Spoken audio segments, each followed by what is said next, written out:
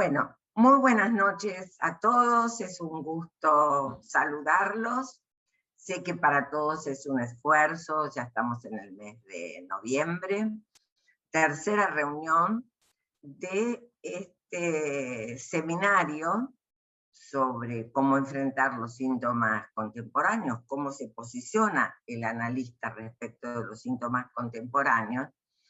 Y bien, hemos puesto coraje y vamos hablando del goce, porque entiendo que hay que tener en cuenta este tema para poder pensar cuál es la posición que deberá tomar el analista y cómo hacer posible un análisis de los llamados síntomas contemporáneos, un análisis del sujeto contemporáneo, diría yo, que es en todo caso el sujeto, podríamos decir, producto del discurso capitalista. A eso me estoy refiriendo cuando hablo del sujeto contemporáneo.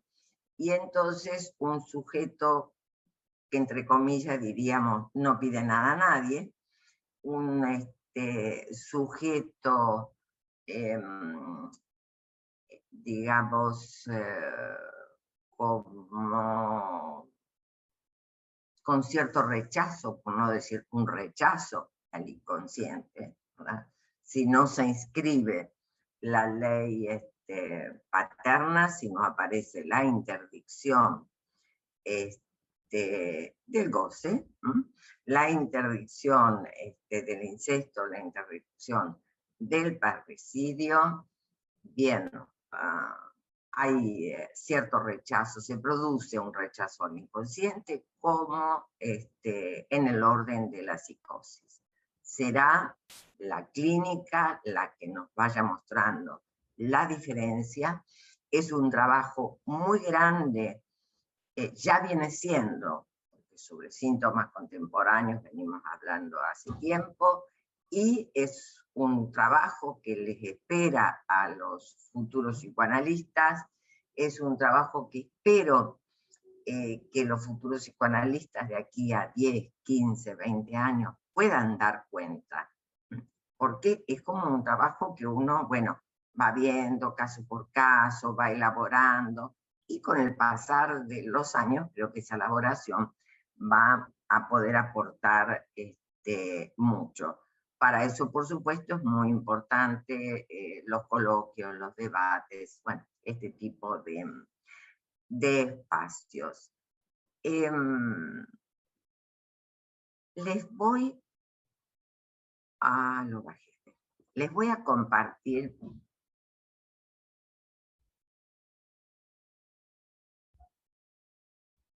ahí está. Les viene bien siempre que comparta por pantalla, ¿verdad? Ok. Entonces, vamos a compartir un Power.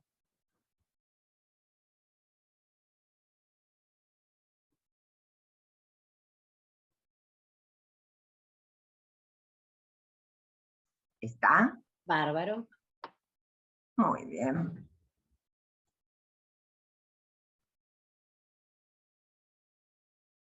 Bueno.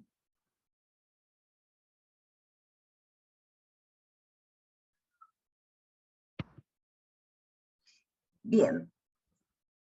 Esta primera figura que están viendo, bajo el título que yo he puesto para la reunión de hoy, que es las modalizaciones del goce, es una figura presentada en el seminario 23, el Sintón, en la clase 2.4, bueno, ya les paso los datos en el escrito. Está solo allí a los efectos de mostrar la complejidad del tema. Yo pensaba algo así como, bueno, Lacan es muy coherente. Es coherente con Freud y es coherente a lo largo de su enseñanza. Y entonces pensaba, bien, así como en la época del Lacan lingüistero, podríamos decir, en los años 57, a instancia de la letra, cuando habla de esa cadena hecha de anillos que se articula con otros anillos de otras cadenas, etcétera, etcétera. Bueno, creo que sigue la misma línea, nada más que como ha producido para su teorización el goce, el objeto A, bien, el nudo Borromeo, bueno, cambia el modo de teorizarlo. Nos tenemos que interrogar si ese cambio nos aporta algo respecto de la clínica. La cuestión del goce es algo que Lacan se lo comienza a preguntar más o menos en el seminario 14, el de la lógica del fantasma, en el año 66, y después, bueno, principalmente seminario 19, 20, en el 17 algo, 19, 20, 23. En las conceptualizaciones de Jacques Lacan, la noción de goce, como decíamos antes, en las preliminares, se fue modificando a lo largo de su enseñanza, lo ponga entre comillas, partiendo de un goce singular, que pueden encontrar en el trabajo que les he enviado. El goce es la satisfacción de la pulsión. Y luego, como consecuencia del anudamiento, desanudamiento entre real, simbólico e imaginario, se produce la teoría de los goces, no sin estar en relación a una lectura de la clínica. Como siempre resalto, Lacan es muy freudiano y entonces sus lecturas son siempre de la teoría a la clínica, de la clínica a la teoría. Bueno, lo teórico clínico está en una banda de Moebius. ¿Qué es eso lo que corresponde a la praxis psicoanalítica?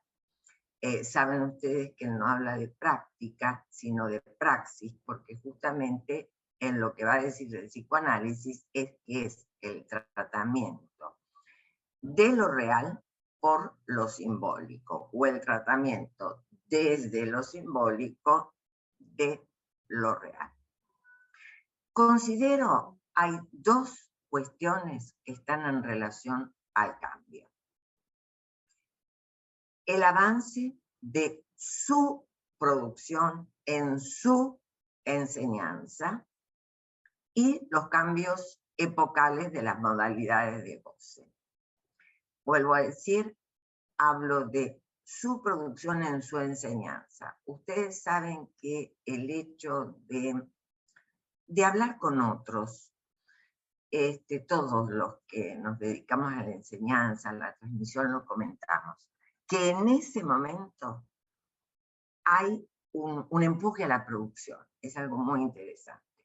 Y creo que eso tiene mucho que ver con que Lacan haya estado hasta sus últimos momentos sosteniendo su seminario. Él se despide, ¿verdad? En un seminario, comenta su enfermedad y se despide en el último seminario. Respecto de su producción, en la teoría analítica, él considera que es necesario llegar al impasse. En sus palabras, ese impasse que designo respecto a lo que en el discurso analítico se refiere a la manera de abordar la verdad y sus paradojas. Mi discurso está hecho para llevarlos al impasse. Eso está escrito en el seminario 20.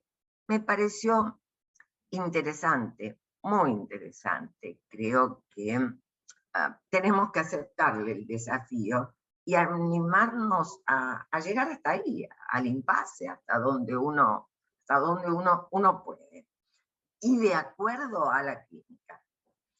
Respecto de los cambios epocales, también en el seminario 20 dice: en el curso de las épocas ha habido un deslizamiento que no es progreso, sino rodeo, que de la consideración del ser, que era la de Aristóteles, condujo al utilitarismo de Bentham, es decir, a la teoría de las ficciones que demuestra del lenguaje el valor de uso, o sea, el estatuto de lo útil. Dice: estamos en la época de los supermarkets, así que uno tiene que saber qué es capaz de producir, incluso en materias del ser. Toda una linda ironía. Seminario 20. En una forma muy sintética, el utilitarismo sabemos que es una filosofía construida a los fines del siglo XVIII por Gerard Bentham.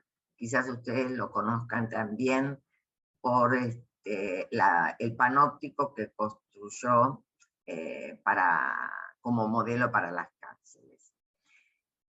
Esta filosofía establece que la mejor acción es la que produce mayor felicidad y bienestar para el mayor número de individuos involucrados y maximiza la utilidad, etcétera, etcétera. Bueno, hay quienes llevan el utilitarismo a ultranza y entonces van a hablar de la teoría utilitarista, no solamente de los actos, sino también de los deseos, de las disposiciones, etcétera. Bueno.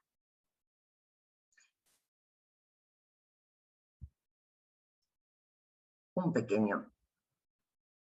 Ahí está iniciando, nosotros nos vamos a quedar por ahí, está iniciando un nuevo Romeo, acá ya está en otra clase, y aquí nos vamos a quedar nosotros.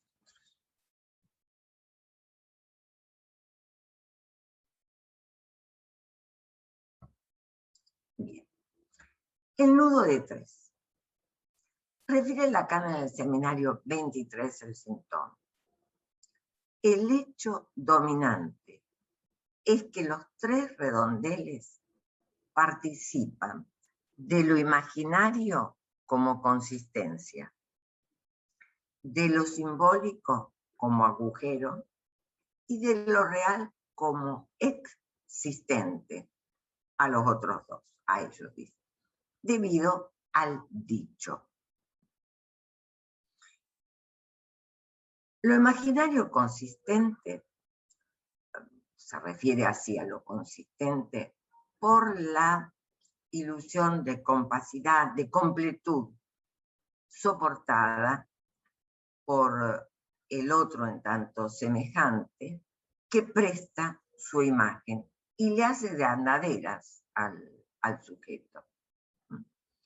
Ya saben ustedes, en el estadio del espejo, y el estadio del espejo no tiene edad, ¿verdad? El sujeto se mira y se ve completo. Lo simbólico como agujero. En tanto, castración.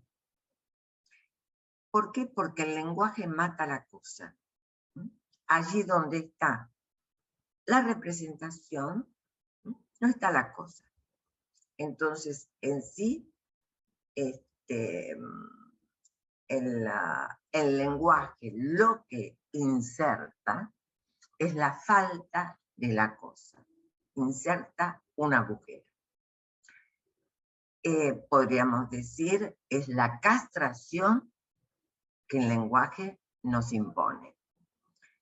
es la castración a la cual estamos sometidos por ser seres del lenguaje. Lo real como existente señala lo que existe por fuera de lo simbólico e imaginario. Dice Lacan, para los humanos, como si hablara de otros, hechos del humus del lenguaje. Lo que me interesó es rescatar esto de hechos del humus del lenguaje. Se acentúa el ex por su dimensión de exterioridad. Por ejemplo, si en el conjunto del gran otro no se inscribe el significante nombre del padre, lo que aparece como existente es el fenómeno elemental, que reaparece en lo real. Lo mismo respecto de la relación sexual que no está inscrita. No hay correspondencia biunívoca entre el hombre y la mujer, puesto que se rigen por un mismo significante, el significante fálico. Lo que existe son los síntomas. Aparece el síntoma como aquello que hace existencia. La misma lógica permite entender cuando Lacan dice: el nudo de lo real existe, o sea, está por fuera, al sentido. A cada nudo le corresponde su existencia respecto de los otros. Y es lo que permite que se articule. Al estar uno por fuera de los otros, su ensamble es una articulación.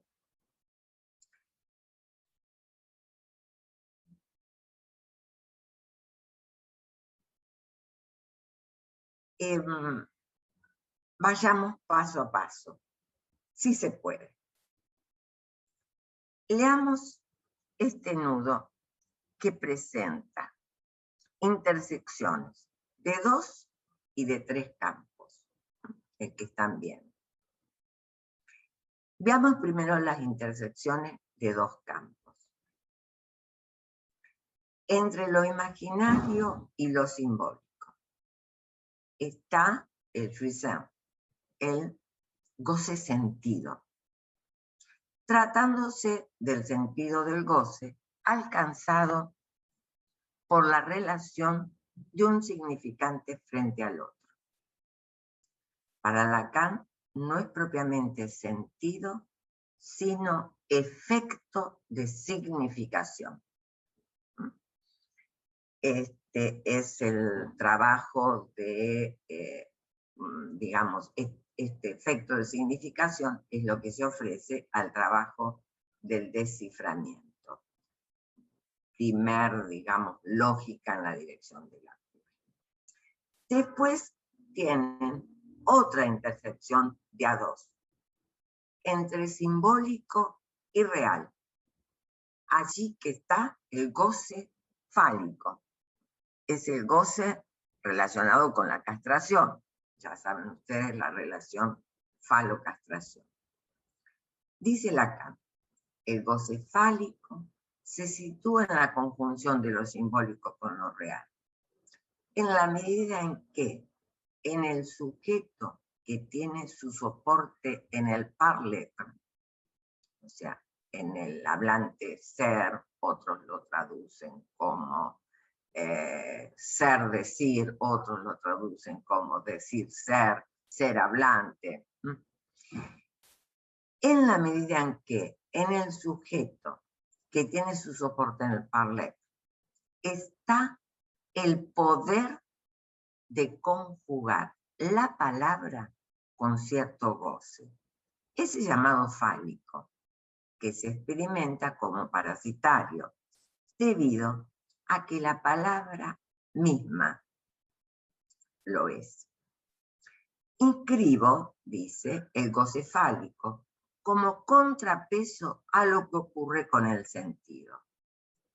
es el lugar de lo que el parletre designa como poder. Cada uno se sitúa en una posición particular respecto del falo. Recuerden en la final de dirección de la cura. El asunto no es tenerlo ni no tenerlo. Todo neurótico está situado en relación al falo. El asunto es no creérselo. Hay una tercera intersección que es entre lo imaginario y lo real. Intersección entre la vida real y el cuerpo, que es imaginario. Se trata allí del goce del otro, del cual ya hemos hablado en reuniones anteriores. Por último, hay una intersección que implica los tres campos, RCI, y se trata del objeto A, de ese resto no simbolizable que es el objeto A. Realizada esta descripción, considero que podemos ir más despacio, todavía, si se puede. La muerte en lo simbólico, la palabra mata la cosa, la palabra mortifica el cuerpo, la vida en lo real y el sentido en lo imaginario. En el seminario Lessington se ubica en el nudo Borromeo a la muerte en lo simbólico, la vida en lo real y el sentido en lo imaginario.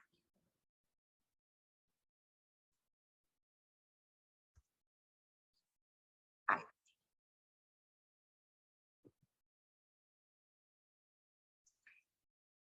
Según la ley borromeica, por así decir, los hilos o las cuerdas con las que se hacen los redondeles que conforman los nudos tienen un modo estricto de entrecruzamiento.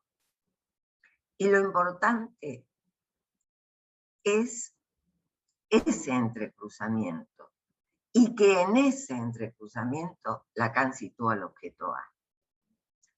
Él dice resto de la operatoria instituyente. Esa palabra me parece muy fuerte. La cualidad de este nudo es que si se suelta uno, el nudo se deshace. Para Lacan, esta es la estructura e implica que los tres círculos R, S, I tienen el mismo valor. Como ven ustedes, ya no es el Lacan de la primera enseñanza del predominio de lo imaginario, no es el Lacan del seminario 11, el predominio de lo simbólico. En este momento, a los tres registros le da la misma importancia, el mismo valor.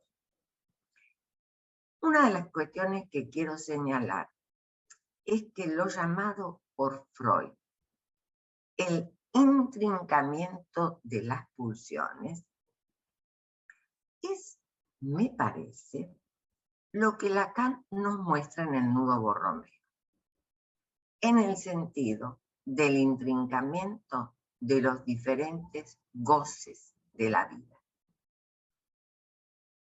¿De qué depende ese intrincamiento? Pues de la eficacia simbólica del agujero principal que es de lo simbólico, que permite la sustitución de la muerte real por la castración simbólica. Esto es muy importante. Esto a mí me explica ¿Por qué? Por ejemplo, en la psicosis,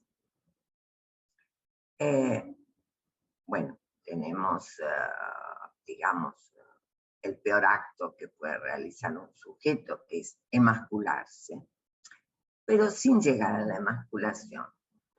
En la psicosis alguien puede dañarse. Lo más simple que puede suceder, a veces están fumando, se les termina el cigarrillo, se queman los dedos y no reaccionan. A falta de castración simbólica, pareciera como que requieren esa castración en lo real del cuerpo. Bien, respiramos profundo otra vez y vamos a pensar juntos unos brevísimos antecedentes de la teoría del goce desde el seminario 17. Ya después me van a aguantar con ir más atrás. Pero vamos al seminario 17, que es un seminario muy, muy importante en esta cuestión. Una cuestión a resaltar es el valor que en el discurso cobra el significante como aparato del goce. Es importantísimo en este seminario, ¿no? En lo que va a decir, va a hablar de que el saber se constituye como medio de goce. Lacan va a hacer depender de la relación de los 4 elementos mínimos, S1, S2, sujeto tachado y petitá, la operatoria de la estructura, así como en el 23 la estructura es el nudo Borromeo, en el 17 la estructura son los dos significantes, el sujeto dividido y el objeto A. A esta altura, el discurso es la estructura. En la medida en que el significante, abro comillas, incide en el destino del ser que habla. Insisto, el significante incide en el destino del ser que habla. El ser humano, que se llama así sin duda, porque no es más que humus del lenguaje, no tiene más que apalabrarse con este aparato. En este seminario ubicará al S1 como la marca, rasgo unario, el palote que da cuenta de una irrupción de goce que se inscribe en el cuerpo.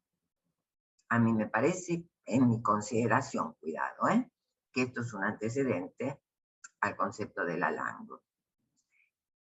La repetición se anuda al goce en la medida en que hay búsqueda de goce en tanto repetición.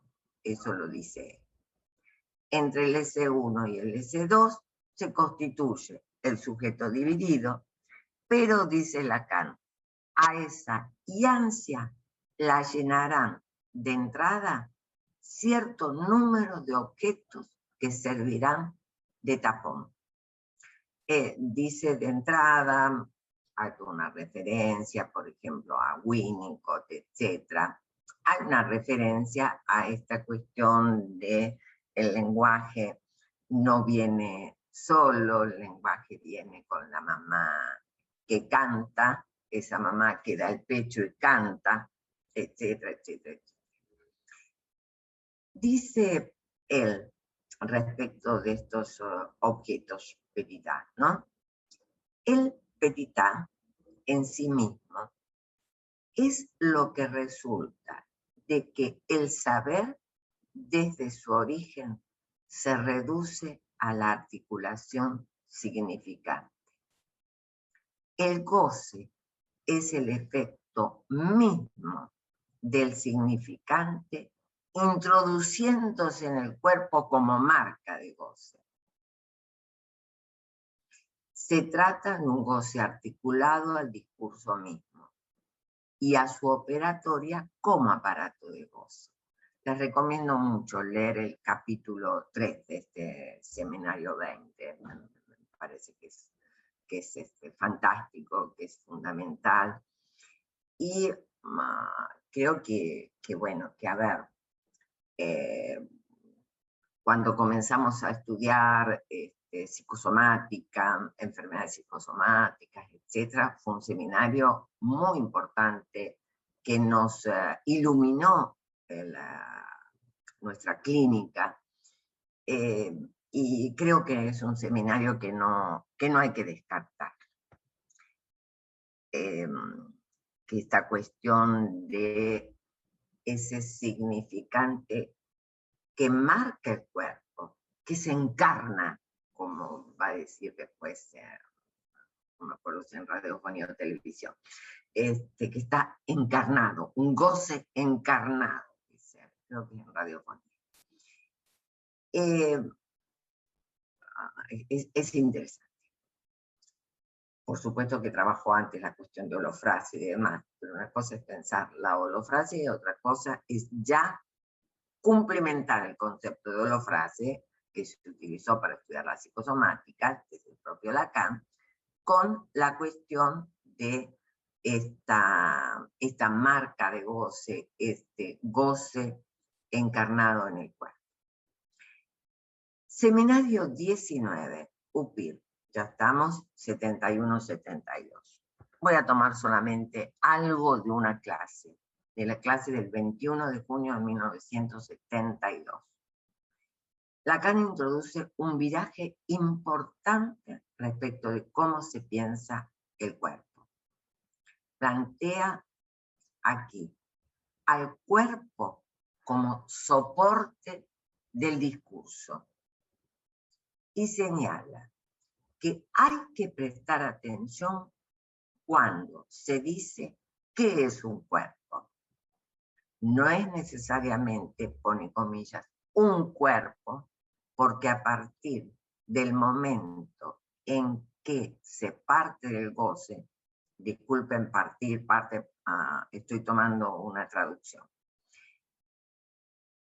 dice, no es necesariamente un cuerpo, porque a partir del momento que se habla de goce, diría yo, esto quiere decir exactamente que el cuerpo no está solo, que hay otro. No es por esto que el goce es sexual, aclara. Ya que lo que les he explicado este año es que por lo menos lo que puede decirse es que el goce no es relacionable. El goce es del cuerpo a cuerpo. Lo propio del goce es que cuando hay dos cuerpos, y aún puede haber más, dice, naturalmente no se sabe, no puede decirse cuál es el que goza. Por eso, en este asunto pueden estar comprometidos muchos cuerpos y aún una serie de cuerpos. En este seminario, UPIR retoma los desarrollos de Peirce respecto de signo y va a ubicar al cuerpo como el referente entre la articulación que se produce entre el interpretante y el representante. ¿Sí? El cuerpo queda allí como referente de lo que se está representando, ¿ah? Y de la interpretación.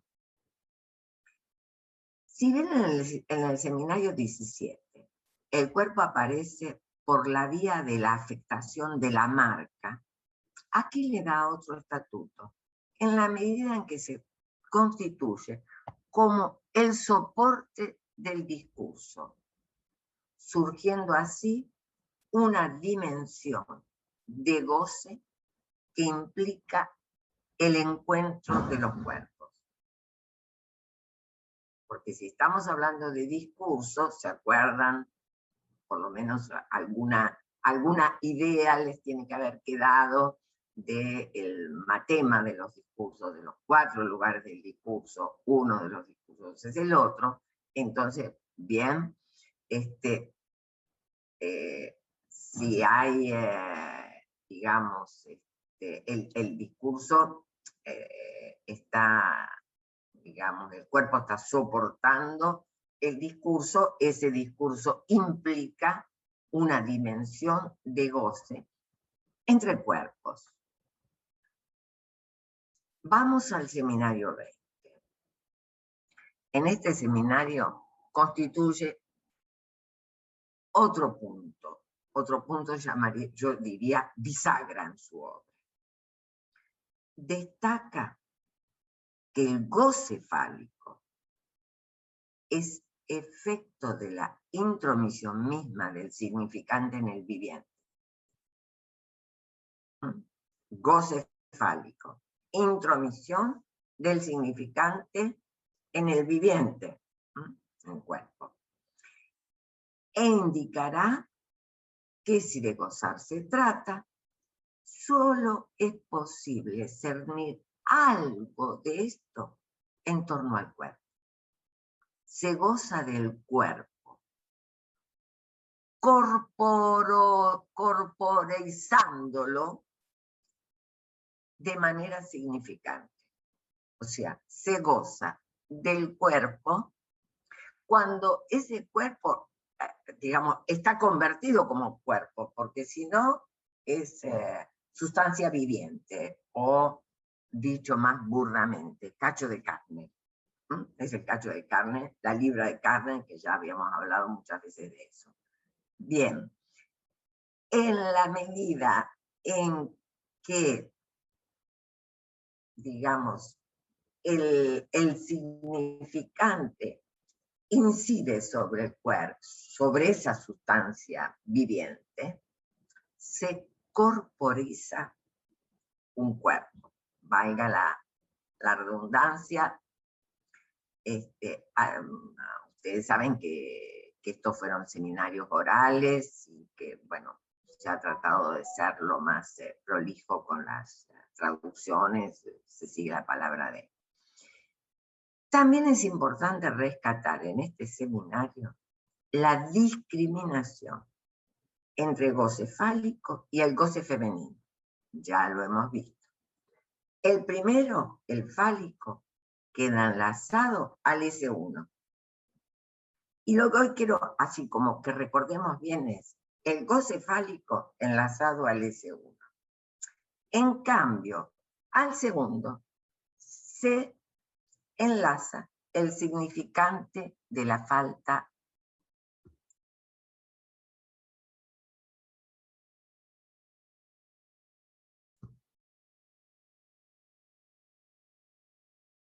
Ahí les puse una nueva figurita más compleja, tranquilos, no se asusten, despacito, pero allí está. Observen despacito la figura esa porque ahí está ubicado el S1 y el S2. Me parece interesante esta cuestión del goce fálico, marcado por el significante S1, el rasgo unario, el que da la medida, y ese goce femenino, implicado en el goce otro, enlazado con el significante de la falta en el otro. Lo inscribe bajo ese matema como el lugar mismo de la castración, en la medida en que no hay ningún significante que pueda allí suturar la falta en el otro. Hay un significante que falta. El goce de la mujer se presenta como un goce otro, por fuera de la medida fálica. Voy despacio. voy para atrás. El goce del ser hablante que se posiciona del lado mujer. Saben que cuando hablamos de goce de la mujer, goce del varón, estamos refiriéndonos a las formas de la sexuación y podríamos decir de la posición hombre, de la posición mujer o de la posición masculina, femenina. Entonces, el goce de la posición femenina de la mujer se presenta como un goce otro, por fuera de la medida fálica, que Lacan denomina goce suplementario. Cito, hay un goce del cuerpo que está más allá del falo. Hay un goce de ella, de esa ella que no existe. Hay un goce suyo, del cual quizás nada sabe ella misma, a no ser que lo siente. Eso sí lo sabe. Lo sabe desde luego cuando ocurre. No les ocurre a todas. Es un goce que no se articula al saber. Otra vez, respiramos profundo. Tan solo resta una página, pero no puedo dejar de decir que también habló de otro goce, que ya hemos hablado, pero no como goce, o bueno, no hemos insistido que se trata de un goce. Si bien en la clínica hemos hablado, cuando hablamos de delta, etcétera, etcétera. El goce del Alain. Lo que resulta más destacable es lo que aparece al final del seminario, como están en las últimas páginas, como goce del Alain, término que Lacan se ocupa de diferenciar respecto del lenguaje. Allí donde el lenguaje hace cadena y opera constituyéndose, en aparato de goce, Lacan se presenta como ese enjambre zumbante, acuérdense del resonador, enjambre zumbante de ese uno que afecta al viviente. ¿Se acuerdan de esa reunión en donde yo hice un dibujito como me salió y como pude de, por un lado, el sujeto afectado por esas marcas del Alain y por el otro lado el sujeto mirándose en el otro respecto del estadio del espejo, etcétera, etcétera? Por ahí deben tener el power con ese dibujito mal hecho. No hay posibilidad de que haga un buen dibujo. Ahora, ¿qué va a decir? Además de que hay un enjambre zumbante, ¿no? Resonante de ese uno que afecta el cuerpo al viviente. Lo que va a decir inmediatamente, los afectos son efectos de haber sufrido una lengua, ¿no? Una lengua. Claro, terrible, que no hay posibilidad para ser hablante de no haber estado marcado por una lengua. Lacan define aquí al inconsciente mismo como un saber hacer con la lengua. Quizás debamos entender en este sentido la frase que aparece en Radiofonía y que yo la he citado varias veces, donde plantea que de lo que se trata es de hacer pasar el goce al inconsciente, es decir, a la contabilidad. Yo les puse, tengo radiofonía del año 74, en una versión de anagrama, bueno, les puse esa página. Ustedes después buscan lo que tienen y se orientan. Habría un goce de la lang que debe ser extraído, contabilizado, transmutado por el aparato de goce que constituye el lenguaje, como, ¿no? Es decir, pasar ese fondo de goce. Lacan va a jugar con la nota de crédito, ¿no? Él dice el giro al inconsciente de la ello pulsional, que podríamos situar aludiendo a la topología o a la tópica freudiana, un giro al inconsciente. Esas marcas de goce hay que hacerlas hablar. Hay que lograr que pasen al dicho, porque una vez que pasan al dicho, pueden caer en el olvido. Para finalizar, a modo de conclusión de esta presentación, tenemos entonces una diversidad de modos de presentación del goce que nos hace preguntarnos por las condiciones en las que estos entran en el dispositivo analítico y cómo inciden en la posición del analista. Porque no olviden que en el discurso analítico Lacan manda, ¿no?, en el lugar de la gente al semblante del objeto A. Nos preguntamos entonces, ¿qué consecuencias clínicas pueden extraerse de la pluralización de los goces que Lacan formula en los últimos años de su enseñanza?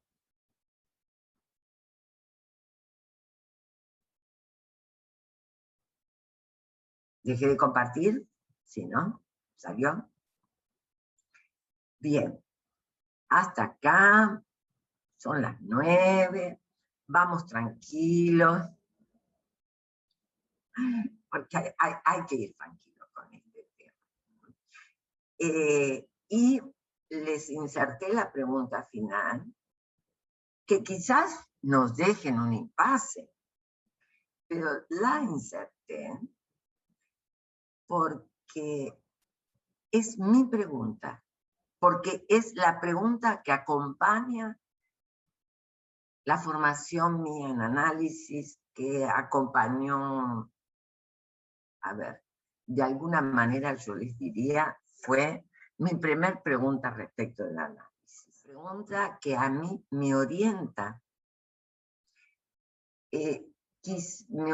respecto de la dirección de la cura, de los análisis que dirijo. Quizás me lleve a un defecto. Hay ciertas exquisiteces teóricas que dejo de costado. No, sacalo, Olga. Escúchame, al principio dijiste esto de los impas. Mi discurso está hecho para llevarlos al impasse, que decís impasse y yo siempre digo impas. Pero bueno, debe ser lo mismo. Sí. ¿Qué es ese impas que están remarcando, no? Llevarlos al punto en donde algo no tiene respuesta. En donde te quedás con la pregunta y es el impasse de la teoría. No tiene respuesta. Y es preferible quedarse con la pregunta y no suturarla. Claro. A ver, yo te voy a mostrar un impasse freudiano que cada vez que lo leo me enojo mucho. Bien. más allá del principio de placer. Si es un texto que da trabajo, es más allá del principio de placer. ¿Ah? Te da vuelta a la teoría de las pulsiones, es un texto trabajoso. Presenta la repetición de distintos estilos, ¿verdad? Como iteración, como recapitulación, como diferencia. Da trabajo, pero es una maravilla. Y además, digamos, gira la clínica, y no solamente giró la teoría, giró la clínica, giró la teoría de la transferencia. Una maravilla. Aplausos mil. Y en el último capítulo, últimos renglones, dice, bueno, cuando avance la química, habrá una nueva teoría de las pulsiones. Yo me quiero morir. Me enojo con Freud ahí. Señor, a ver, vos mismo nos dijiste que digamos que todo lo que es fisiología, química, etc., todo eso cayó. Ya lo anunciaste mucho tiempo atrás, que todo eso cayó. Que tu pulsión no es el instinto, que no es biológica. Sí. Y de golpe dice, en cambio de decir, bueno, quizás en algún otro momento haya que hacer otra teoría de las pulsiones, y se quede ahí, sutura, y dice, bueno, cuando avance la química, es preferible quedarse con la pregunta, para que la pregunta, bueno, la aguantaremos, la soportaremos. ¿No? La pregunta es la castración al máximo. Ahí ves cómo, ¿no? El impas te agujerea lo simbólico. Pero eso es lo que da la posibilidad, muy importante para el psicoanálisis, que la clínica te enseñe, que el relato del analizante te enseñe. Si no hay paz, si vos no tenés preguntas, si tenés todo respuesta, todo sabido, a todo bicho que camina le aplicás el Edipo, listo.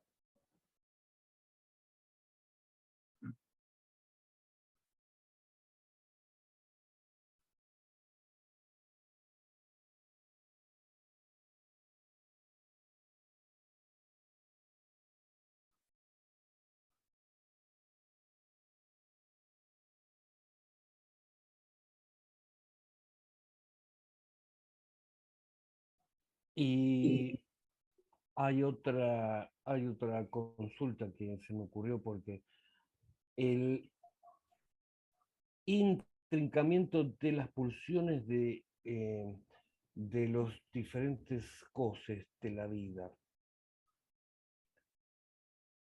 Y después se habla sobre el desintrincamiento de las pulsiones. Bien, claro. Por un lado, Freud siempre necesitó armar pares pulsionales.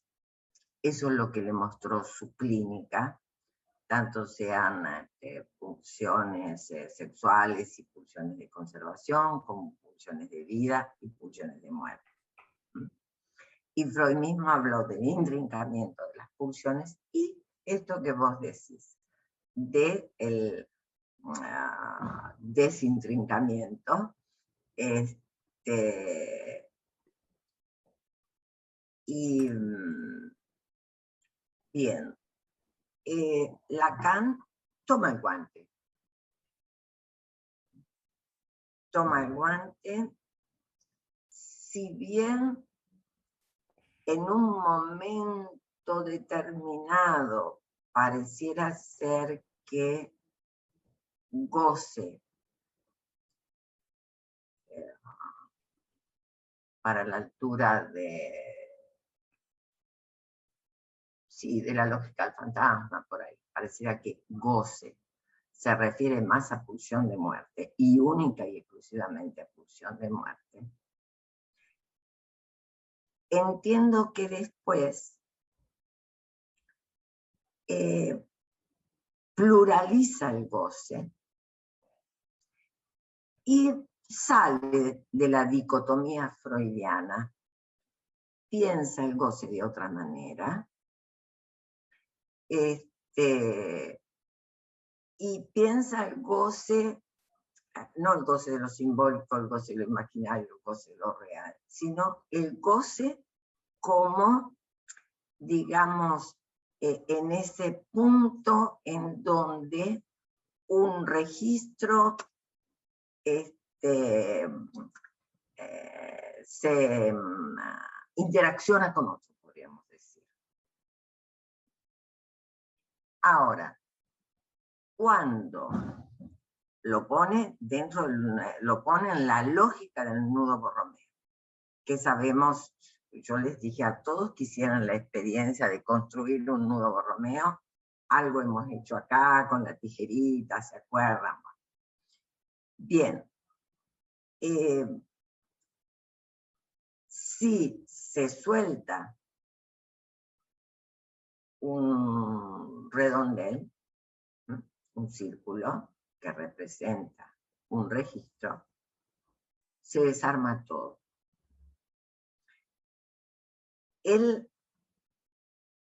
Entiendo que por eso él teoriza algo, capta algo.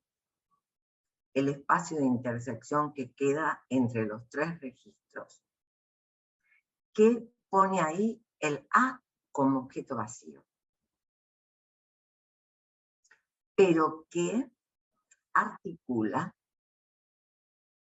los tres registros y que entonces otorga la posibilidad de articulación de los tres estilos de goce. Entiendo que ese A vacío es el A que debe ocupar el analista, el puro semblante.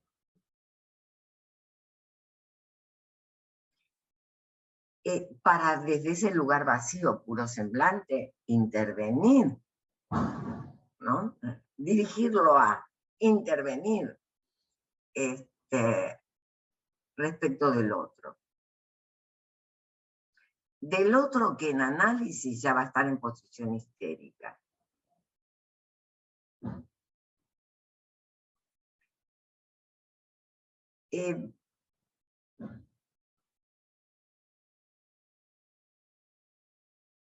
A ver,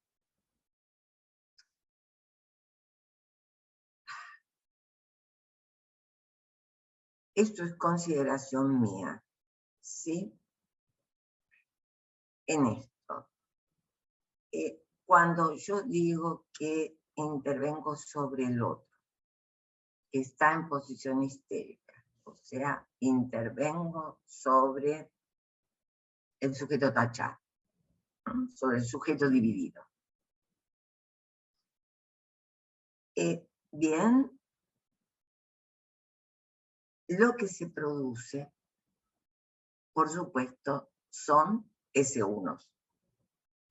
Yo intervengo y creo que ahí hay una rueda interesante, un circuito interesante.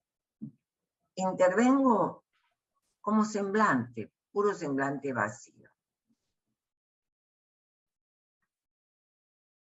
Hasta puedo, hasta o desde, intervengo estando allí, dando mi presencia.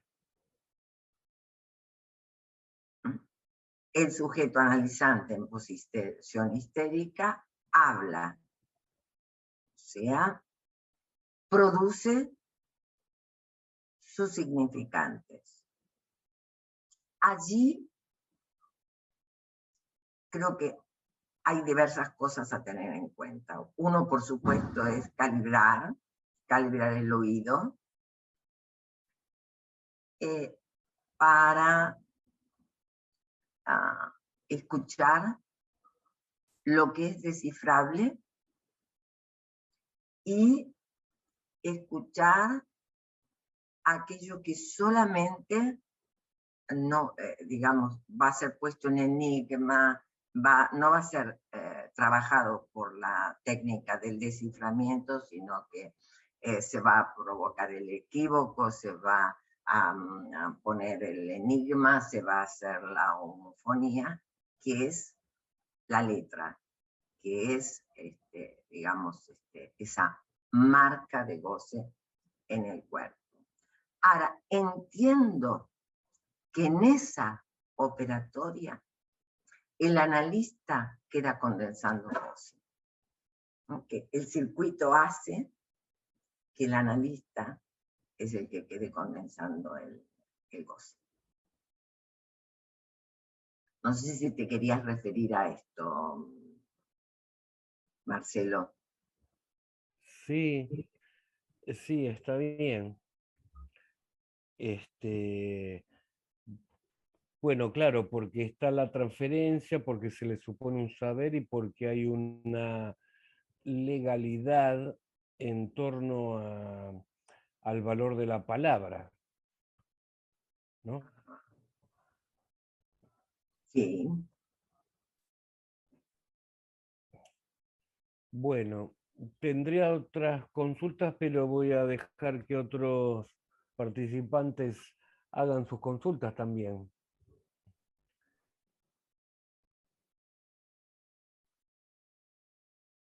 Nancy, tenés derecho a preguntar de todo, ¿eh? Mirad que no te quiero espantar, te quiero ganar.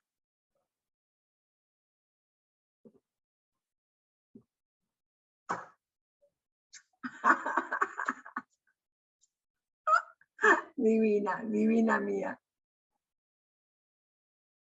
Desmuteate, desmuteate. Bueno, es que a mí este seminario me ha encantado, pero yo quisiera entender un poco más el cómo entendía el cuerpo. ¿Por qué razón? Porque para mí es inevitable entender el cuerpo no como neurología, sino como caminos neurofisiológicos. Y yo sí tengo, esa ha sido como parte de mi trabajo investigativo, sí tengo la idea de que las emociones significativas imprimen el cuerpo y generan caminos fisiológicos específicos. O sea, esa parte que tú explicaste para mí me hizo total sentido, me pareció tremendamente interesante, pero yo quisiera saber tú, él cómo entendía el tema del cuerpo un poco mejor, porque hasta el momento todos los seminarios han sido como muy discursivos, y en este hablas más profundamente del cuerpo. Entonces quisiera Bien. entenderlo un poquito mejor. Gracias. Yo te voy a decir, a ver, yo considero que Lacan quiere correrse totalmente de las acusaciones neurológicas que tuvo, porque el Lacan del estadio del espejo, que habló sobre el eje neuronal, etcétera, etcétera, fue un Lacan criticado por los colegas psicoanalistas, y que en todo caso quiere, digamos, como hablar estrictamente de qué sucede con el viviente, con la sustancia viviente, allí donde esa sustancia viviente funciona como una caja resonadora, ahí donde se le imprime palabra.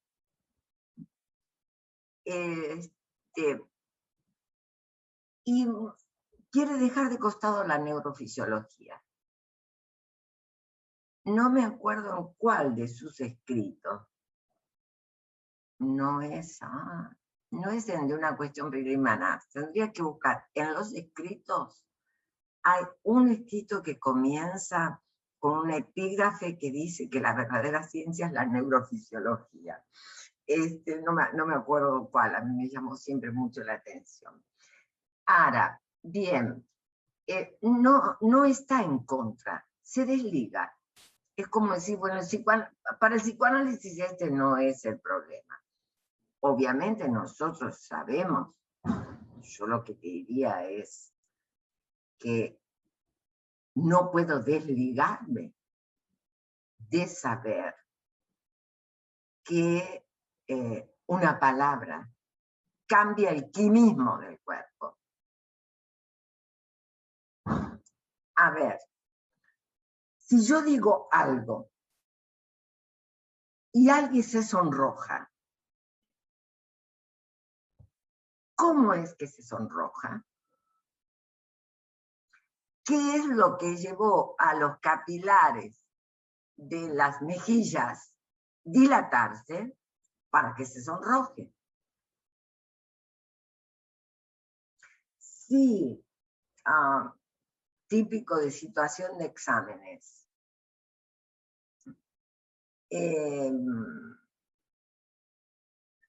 Las chicas van a rendir exámenes en la cartera llevan cuestiones higiénicas. ¿Por qué? Porque saben que aunque no les estén en fecha hormonal de menstrual, les puede ocurrir. O a veces cuando yo veía una embarazada de 7 meses más, a ver si estamos de parto. ¿Por qué? Porque la situación de examen, la situación de solo pensar, me pueden preguntar algo que no sé, estoy nervioso, ¿no? Y a ver qué preguntan a otro, esto, lo otro, va. Ok.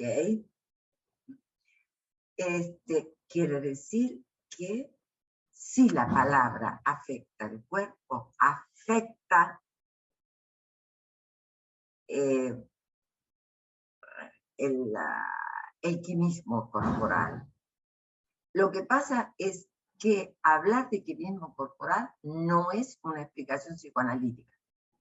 No es que no lo tengamos en cuenta. Hay en la IPA de Buenos Aires, la Asociación Psicoanalítica, la APA, hay un capítulo que solía estar Tarsitano, no sé si sigue estando, de psicoanálisis y neurociencia, que es muy interesante y yo he participado mucho tiempo de ese capítulo.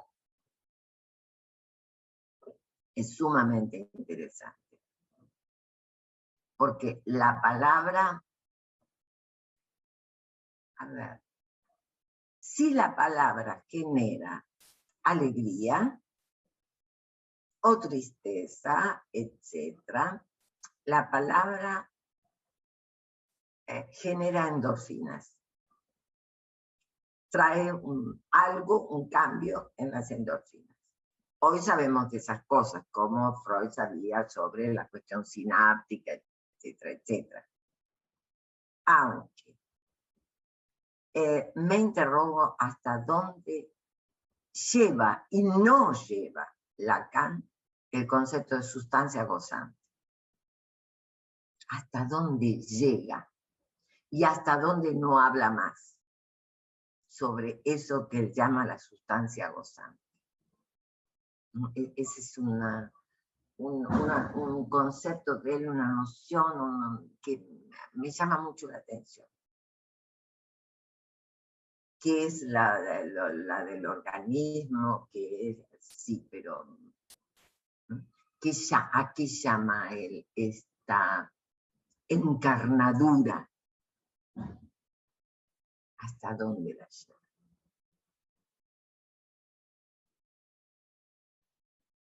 Bueno, un impasse. Trabajaremos. Marcelo. Sí, Amelia, acá me llamó la atención esto del seminario 19 de la clase de 21 de junio. El cuerpo es soporte del discurso, el cuerpo no está solo, hay otro. Pero vos decís, no es sexual el goce.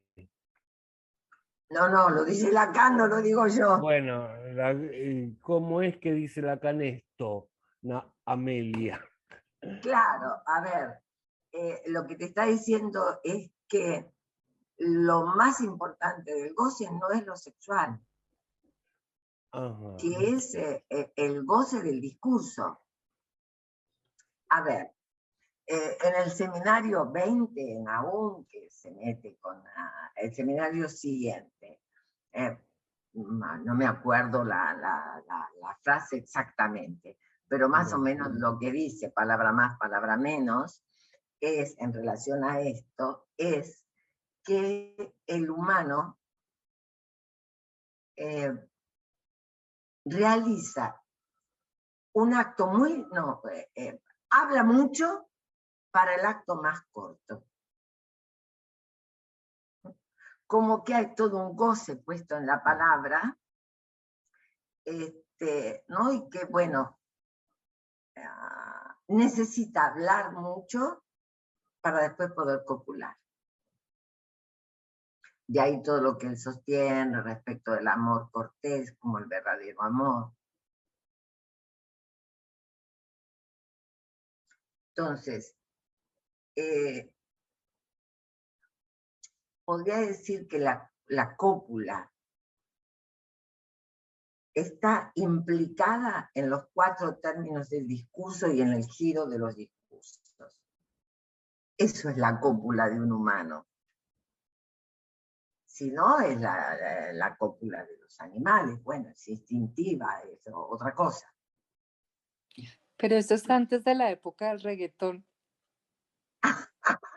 Bien.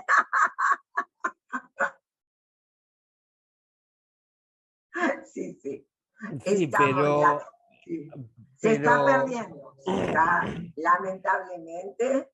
Está bien, pero me parece que el goce, me parece, perdón, humildemente digo, el goce, porque si no tengo que leer todo otra vez, desde el seminario 1, el,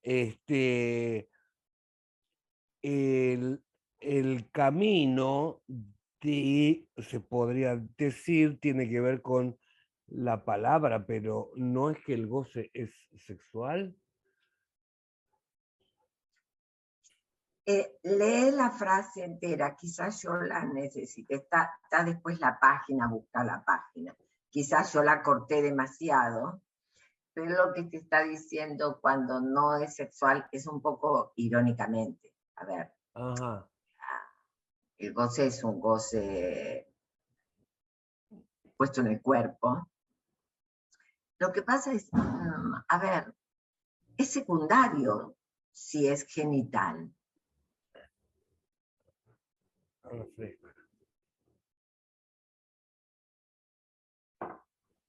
Es el goce de los cuerpos, sí. O sea que me vino una frase que leí hace un tiempo, no me acuerdo dónde, que dice que copulan los significantes. Y me gusta, no sé dónde la viste, pero me gusta, sí, sí. A ver, cuando yo te estoy diciendo que para mí la cópula está en el discurso y en los giros de discurso, y qué sé yo, o sea, la cópula está entre el significante 1, el significante 2, el sujeto en tanto que dividido y el objeto A como resto, producción, y ahí en esas vueltas, esas son las vueltas de la cópula.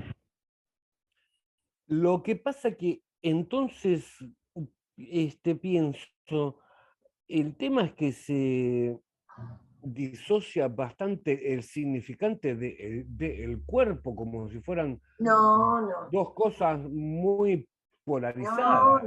No, fíjate que no se disocian porque él te pone las intersecciones. Y lo que no quise avanzar para no volvernos locos, sin embargo, vos, Marcelo, no me acuerdo si estabas el año pasado, creo que no, no estaba, pero no. bueno, Lamentablemente no. en la tercera, él va a hablar del significante uniano, en cambio de unario, Sí. uniano. ¿Por qué uniano? porque va a hablar de la homología entre el S1 y el A, como dos caras de la misma moneda. El S1, la cara significante, y el A, la cara de goce.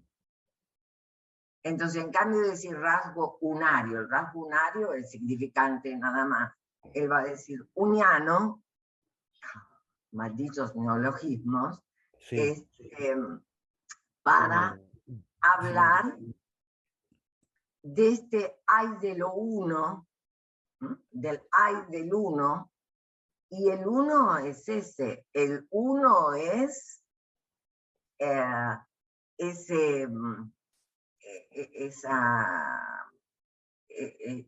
ese bifronte, o no sé cómo decirle, ese uno, ni siquiera bifronte, entre el significante y el goce. Bueno, ese uno es una especie de mito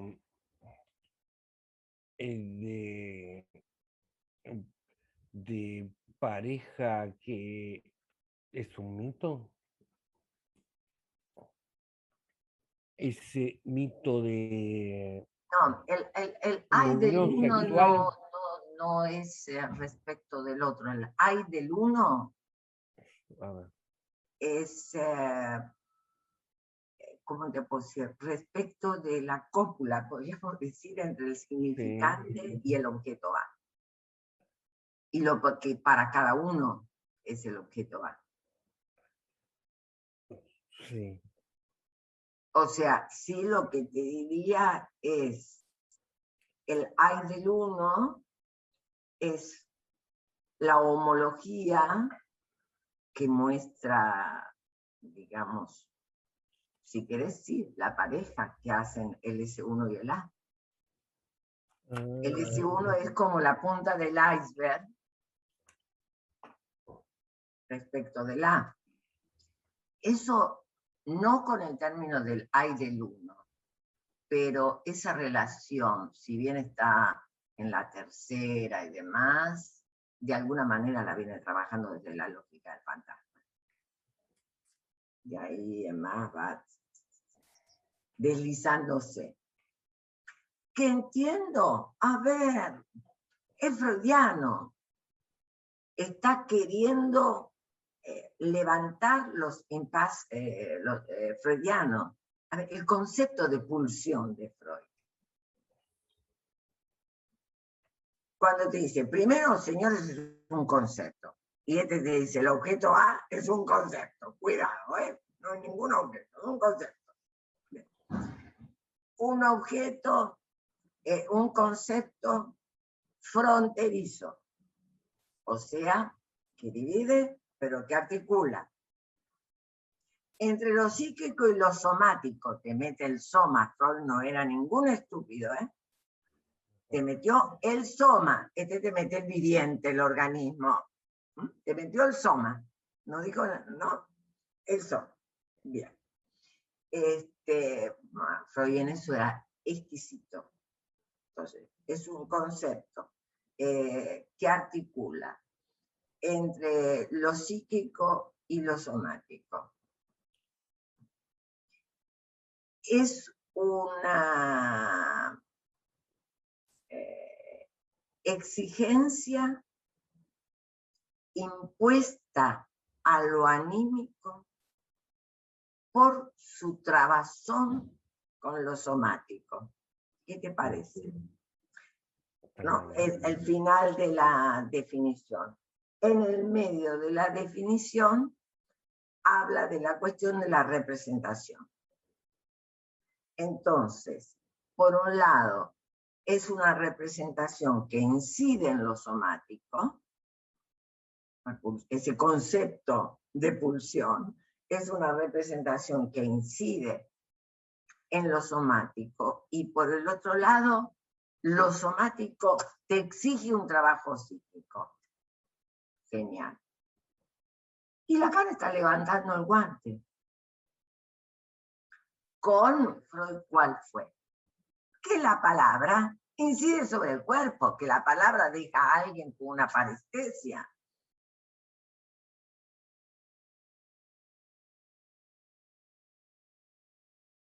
Sí, y quería decir para Nancy también que eh, el cuerpo, y consultar también si está bien, en el cuerpo, en el psicoanálisis es el cuerpo erógeno, ¿no?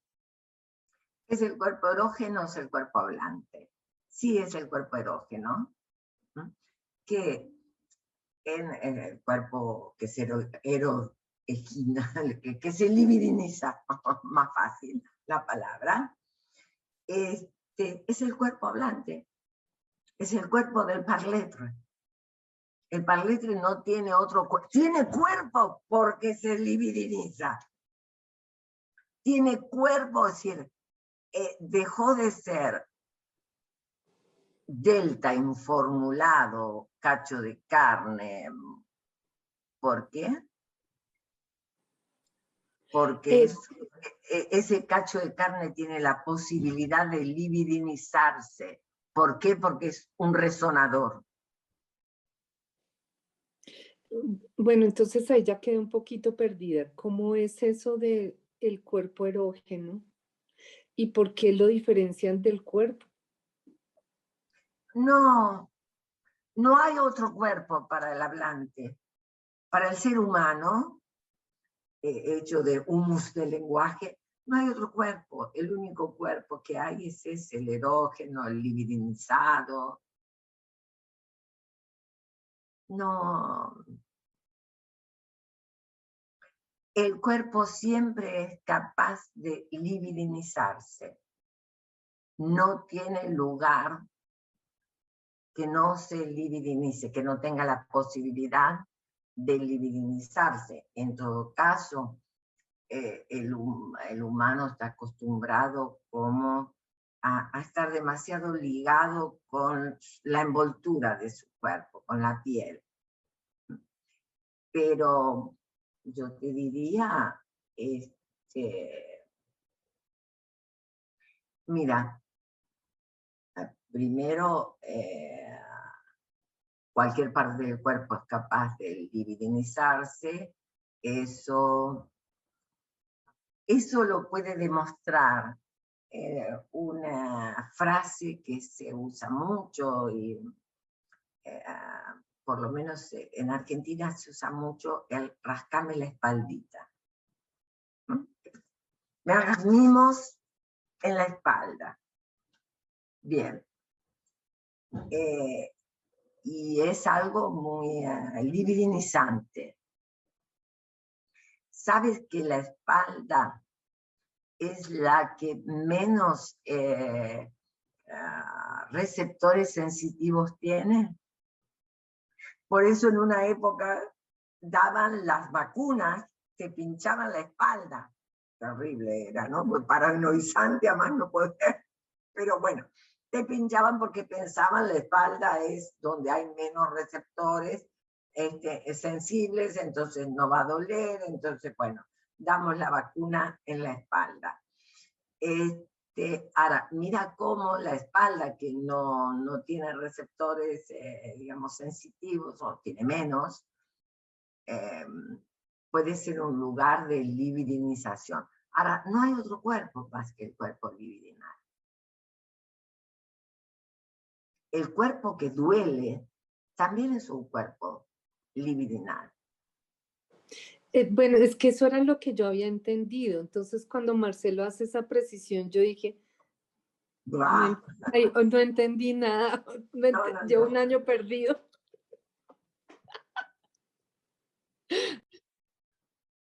Igual que, a ver, cuando hablamos de cuerpo hablante, es decir, hablamos de un cuerpo afectado por el lenguaje y también hablamos de un cuerpo hablante. Cuerpo hablante, todos, no solamente el que sufre una psicosomática. Todos somos un cuerpo hablante. El único cuerpo que tenemos es el cuerpo hablante.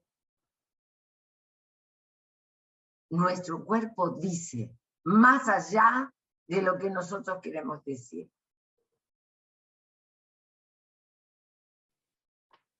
ya sea, sí, Olga. Perdón, ¿no? Me parece muy, muy bonita la observación de Freud cuando escribe sobre las parálisis histéricas y las motoras, ¿no? La manera en que describe justamente un cuerpo y otro cuerpo, ¿no? Me parece. Recordarnos un poco, Olga. Da diferentes casos de pacientes histéricas que en realidad, después de haber ido con Charcot, y cuando va describiendo los casos, él va diciendo, bueno, pero las inervaciones nerviosas no corresponden, o sea, no sí, no van con los mapas metamédicos.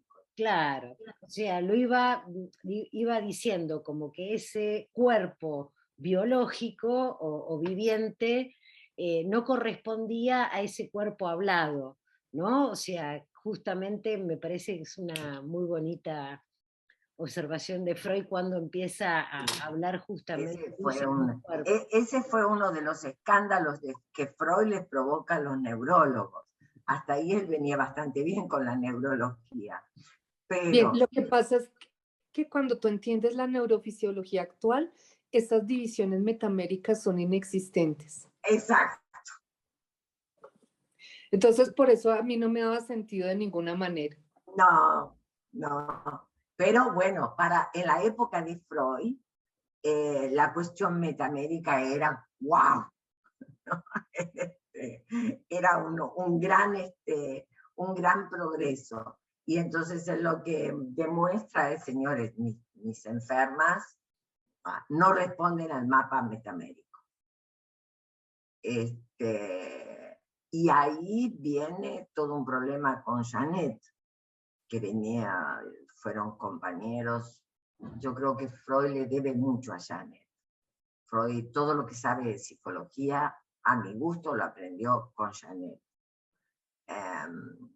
Si bien él nombra a Von Brentano, con Von Brentano hizo un curso corto. Se fue, no sé si 3 meses, una cosa así, hizo un curso corto, lo que diríamos un intensivo. Pero a quien tuvo al lado de él, a un gran discípulo de Von Brentano, que era Pierre Janet. Y hace bastante ya, cuando me mudé acá, 15 años, encontré el Tratado de Filosofía de Janet. Es una maravilla, más allá de ser alto así, es una maravilla. Los capítulos de psicología, los capítulos de lingüística. Y entonces uno dice, y Freud lo tenía al lado, conversaban muchísimo, fueron muy amigos, y según Freud se discutieron por la etiología de la histeria. Que Janet seguía insistiendo en una etiología, digamos, fisiológica.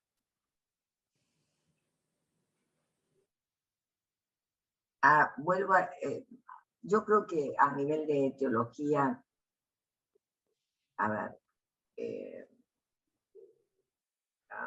una buena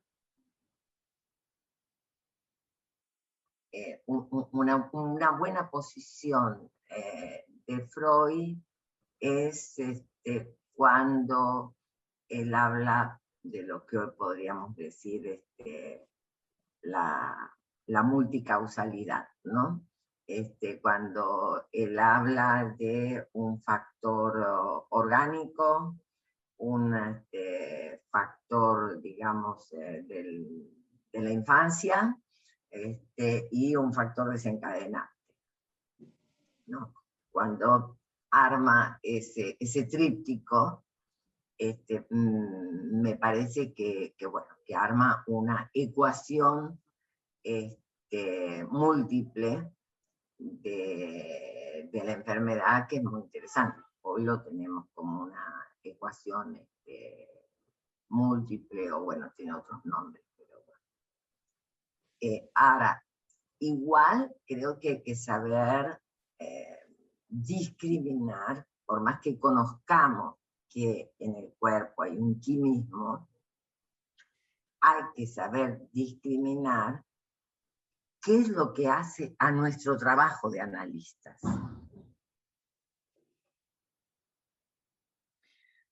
Por supuesto que sí. Es que yo voy a tener en cuenta muchas cosas de lo viviente. El signo de Peirce, y por eso yo me fui ahí, es para decir, está, digamos, el representante, pero hay un interpretante. Me pareció muy rico que vaya otra vez al signo de Peirce. Y fíjate que termina su obra dándole un lugar al signo, un lugar a la langue, un lugar a esa marca en el cuerpo.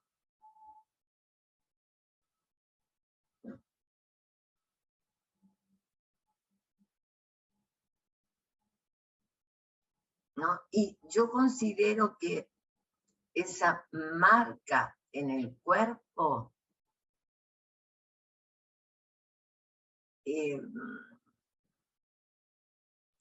puede,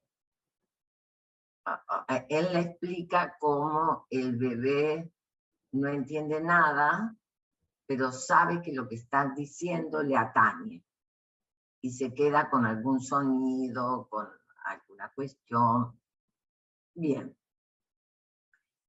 Y yo me pregunto qué pasa con lo transgeneracional y la langue. Lo tengo como interrogación. Si lo transgeneracional deja alguna marca.